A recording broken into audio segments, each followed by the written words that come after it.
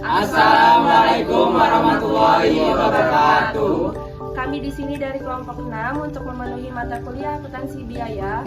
Perkenalkan, nama saya Muhammad Arjun Surya Saputra dengan NPM 2213031058, berumur 19 tahun, dengan saldo sekarang 3 juta rupiah. Kesan saya selama belajar akuntansi biaya, saya merasa bahwa mata kuliah ini memberikan wawasan praktis mengenai penghitungan biaya produksi, analisis, efisiensi, dan penentuan harga jual yang optimal. Harapan belajar akuntansi biaya ke depannya: 1. Memahami konsep dasar akuntansi biaya termasuk pengertian tujuan dan ruang lingkup. Yang kedua, mampu menganalisis data biaya untuk pengambilan keputusan. Dan yang ketiga, mampu menghitung biaya produksi, biaya overhead, dan biaya lainnya. Halo, izin memperkenalkan diri. Nama saya Intan Zulfa Putri, NPM 2213031061. Alhamdulillah untuk tabungan saya saat ini sudah ada 2 digit. Dan kesan saya selama mengikuti mata kuliah akuntansi biaya yaitu sangat menyenangkan. Harapan saya semoga nilai saya di semester ini sangat memuaskan. Terima kasih. Halo, assalamualaikum warahmatullahi wabarakatuh. Izin memperkenalkan diri, nama Ridho Ahmad Saputra, NPM 2213031063.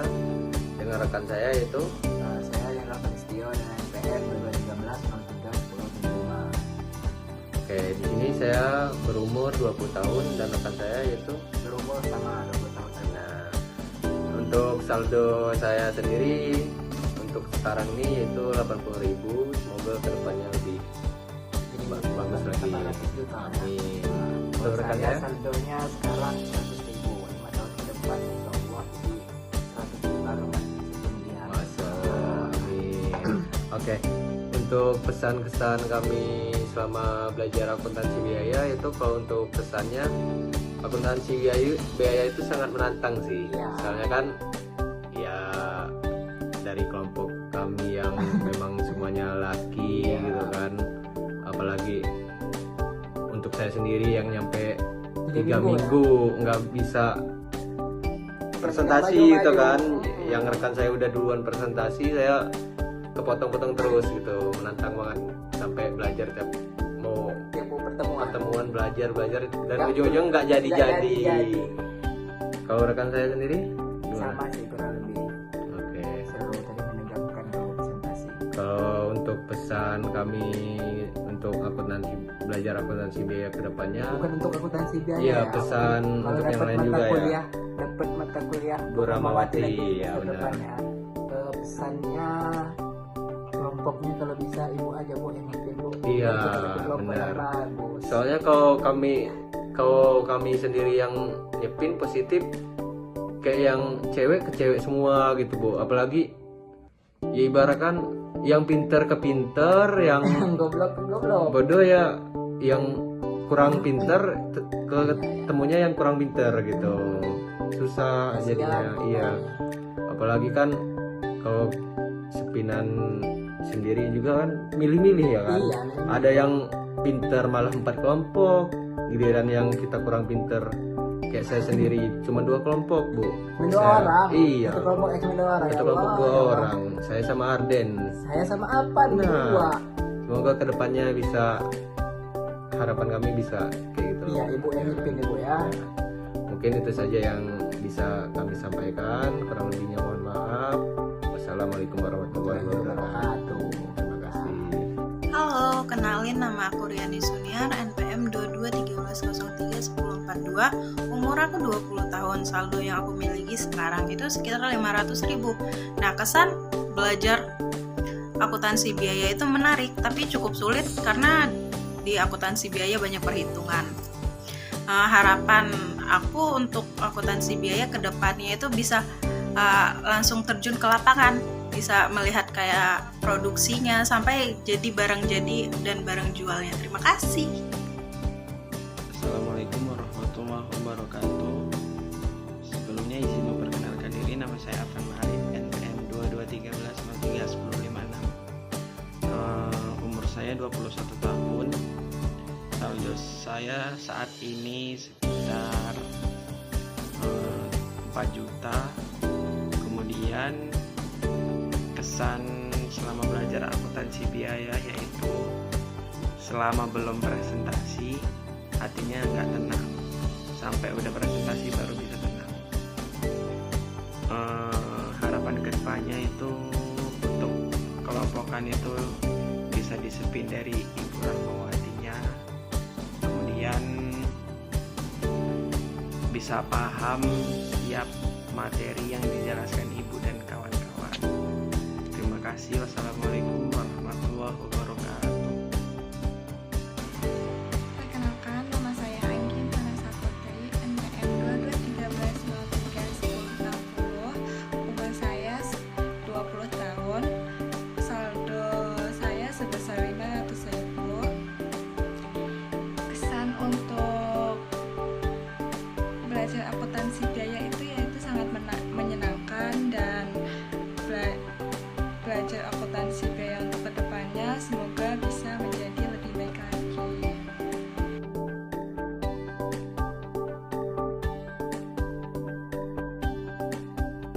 Baik dulu, Assalamualaikum warahmatullahi wabarakatuh. Waalaikumsalam warahmatullahi wabarakatuh.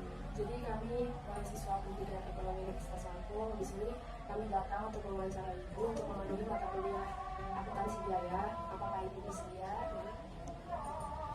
Bisa Ibu perkenalkan dulu apa nama perusahaan Ibu? Ya, Assalamualaikum warahmatullahi wabarakatuh. Waalaikumsalam. Saya Ibu Supriyati, nama lengkapnya panggilannya Ibu Ati. Jadi punya usaha penjahit Ibu Ati Raja Basah sesuai dengan mapsnya di situ. Jadi usahanya itu penjahit rumahan lah istilahnya, kecil-kecilan UMKM ya. Jadi dia ada pakaian seragam, pakaian pesta, pakaian pengantin, pakaian kerja bisa kita terima. Jadi kita sekarang akan membahas visi misi UMKM yang Ibu dirikan itu apa? Visinya ya cari cuan ya. Namanya ibu rumah tangga, kita cari penghasilan gitu kan untuk memenuhi kebutuhan pokok gitu. Ya misinya sebenarnya ya satu menekuni hobi untuk menjahit. Karena kan kalau melihat model-model di TV atau di Facebook atau di majalah tuh tertarik gitu kan. Kemudian ya beli baju nggak usah mahal-mahal gitu ya. Kenapa? Kadang-kadang kita nggak terjangkau untuk orang-orang yang menengah ke bawah. Ya kemudian ya berusaha untuk memenuhi kebutuhan pasar. Kadang-kadang menengah ke bawah itu tadi kalau mau beli baju kan mahal. Jadi gimana usahanya kita bisa mewujudkan gaun seperti apa yang mereka mau gitu. Tapi dengan budget yang seadanya, yang semampunya mereka gitu. Ya kalau tujuannya juga kalau misalnya bisa gitu, niatnya kalau memang ada orang-orang yang butuh pekerjaan, kita bisa membantu orang-orang tersebut gitu. Bisa untuk mati, bisa untuk bekerja, dan nggak harus bekerja di sini sih, untuk mereka bisa buka sendiri atau apa gitu, sedekah ilmu lah sedikit gitu. Jadi Ibu ini bisa menjahit pakaian apa saja sesuai budget yang konsumen mau gitu ya Bu ya. Sesuai budget konsumen lah. Lalu yang kedua, gimana struktur organisasi UMKM yang Ibu dirikan? Kalau yang namanya UMKM sih nggak terlalu banyak struktur ya, biasanya cuman ya owner, pemilik sama pekerja gitu, atau juga disertai dengan partner gitu ya. Jadi sama-sama penjahit, kita saling lempar-lemparan order, itu saling bantu gitu aja. Berarti kayak joinan gitu Ya, join aja. Selanjutnya, biasanya bahan baku yang diambil dari pemasok atau beli sendiri? Karena kita rumahan itu kalau untuk pakaian pesta atau bridesmaid atau pengantin biasanya customer buat sendiri. Karena mereka kan biasanya kapelan satu keluarga ya, dress code gitu kan. Kalau misalnya dari mahasiswa biasanya temennya nikahan dapat nih bagian gitu kan. Apakah dia polosannya aja apa sama tileknya. Nah setelah itu kita kompromi model. Misalnya dia butuh luarannya atau dalaman yang kurang, bisa lewat saya, bisa mereka sendiri yang beli gitu. Tapi kalau untuk seragam misalnya kayak pondok atau dari kantor gitu, biasanya mereka menyerahkan ke saya gitu ya. Penting kita deal bahannya ini harganya sekian, deal saya yang nyari seperti itu. Selanjutnya, kriteria utama buat bisa menjadi pemasok UMKM ini apa? Kalau pemasok bahan yang penting kita hitung-hitungannya bisa untung lah gitu ya, saling menguntungkan gitu kalau untuk pemasok bahan gitu ya. Ya kemudian sama deal-dealannya ya kita pembayarannya bisa tempo atau sesuaikan dengan kekuatan kita untuk membayar gitu. untuk pemasok bahannya seperti Yang penting dia sama-sama. ya, yang penting kalau prinsip saya, walaupun untungnya kecil, yang penting ikhlas, dia dapat, saya dapat gitu. Selanjutnya, biasanya pembelian bahan baku lagi untuk persediaan itu terjadi kapan? Seminggu sekali atau sebulan sekali atau bagaimana?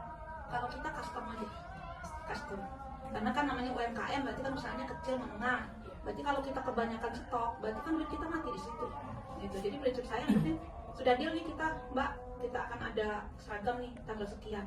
Biasanya ya kita tinggal hitung saja dengan sekian baju, kita targetkan misalnya 2 bulan pekerjaannya selesai, berarti ya di DP-nya 3 bulan sebelum hari H-nya gitu. Sesuaikan aja dengan apa namanya dealnya kita kan. Selanjutnya, bagaimana negosiasi harga bahan baku dari pemasoknya, Bu? Ketika misalnya ibu banyak customer gitu mau menjahit, jadi kayak negosiasi harga bahan baku untuk baju atau pernak-pernik yang lainnya itu gimana? Negosiasi bahan itu ya pokoknya kalau kita deal-dealan dari harga, saya punya prinsip deal itu dari depan gitu. Mau itu seragam, mau itu kebaya atau pengantin, semuanya saya deal dari depan, dari model, dari harga gitu. Apakah jahitnya aja, apakah dengan pernak-perniknya gitu. Kita harus deal-dealan dulu gitu. Jadi nggak ada yang nyesel di belakang gitu. Kalau kita deal 200 ya 200 itu. Mau untung nggak untung, ternyata kita salah hitung, ya resiko kita gitu. Seperti itu. Selanjutnya, gimana caranya UMKM tahu bahan baku kualitasnya baik atau tidak, Bu? Misalnya kayak bahannya itu gampang sobek atau enggak, itu gimana? Kalau saya orangnya senangnya lihat mata, jarang banget yang saya online, karena kok online itu pernah saya nyoba itu nggak berhasil gitu, nggak sesuai dengan hati saya gitu. Kata dia kualitas bagus, premium atau apa gitu, begitu datang nggak sale dengan saya. Kalau saya lebih enak ke toko, pegang bahan nih, rasa satu dengan bahan, dua dengan feeling gitu aja. Terus kita sesuaikan dengan model yang akan kita buat gitu. Selanjutnya, bagaimana pembayaran pembelian bahan bakunya, Bu? Ya kalau banyak tergantung dari customernya sih gitu. Ada yang mereka deal ke toko, dia orang pakai DP, ada yang saya deal. Ya kalau misalnya si customer DP-nya sedikit tapi butuh bahan banyak, otomatis saya ngedealin ke toko. Saya DP sekian, nanti tempo sekian saya lunasin gitu. Tapi kalau bisa sih saya usahakan DP itu cukup untuk bahan, jadi saya nggak punya utang sama toko gitu. Beres gitu. Selanjutnya kita masuk ke pertanyaan perekrutan tenaga kerja ini.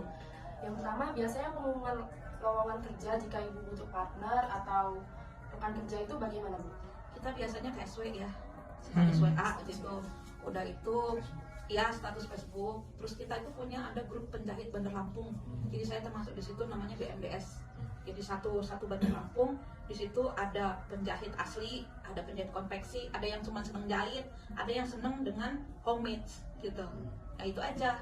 Jadi kadang-kadang kita share ke kawan aja, ada nggak yang bisa bantu saya gitu. Kalau memang kita butuh banyak, ya kita lari ke SW dan ke status Facebook gitu. Selanjutnya, seleksi karyawannya bagaimana? Apakah sesuai dengan skillnya atau ada kriteria tertentunya, Bu? Kalau untuk diri saya, kalau terlalu nol saya susah ya. Karena kita UMKM itu dikejar target, tanggal sekian harus selesai. Kalau terlalu bodoh, istilahnya belum tahu sama sekali, ya mendingan dia kursus dulu gitu loh.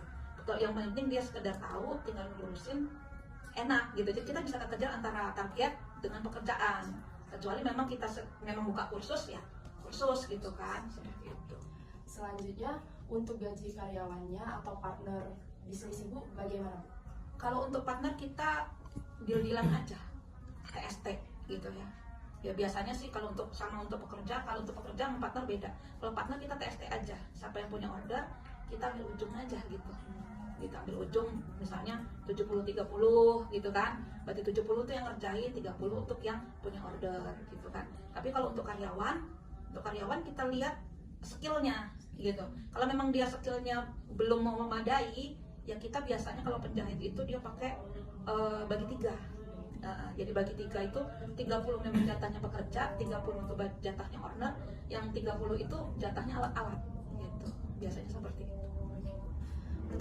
Pertanyaan terakhir, benefit karyawan selain gaji pokok itu ada apa enggak? Ya kalau kita niatnya punya karyawan, apalagi kita anggap sebagai keluarga, kita perlu gitu kan. Kalau biasanya kan muslim non muslim kan ada hari raya, di situ kan ada kebutuhan yang lebih daripada kebutuhan biasa gitu kan. ya kita hitung aja lah persentase gitu ya, dengan lihat omset, dengan lihat keikhlasan aja gitu kan. Biasanya sih kita hitungnya misalnya hitung mundurnya 2 bulan sebelum lebaran tuh gitu. Di saat itu dia dapat berapa, kita ambil aja misalnya 10.000 tuh satu baju, kita lebihkan gitu. Oh dia dalam 2 bulan sebelum lebaran dia dapat 10 baju misalnya, berarti 10 baju kali 10.000, 100.000 kita kasih uang lebih daripada upah jahitnya. Baik, demikian tadi sesi wawancara kami terhadap Ibu Atik. Jika kami ada salah, kami mohon maaf. Wassalamualaikum warahmatullahi wabarakatuh.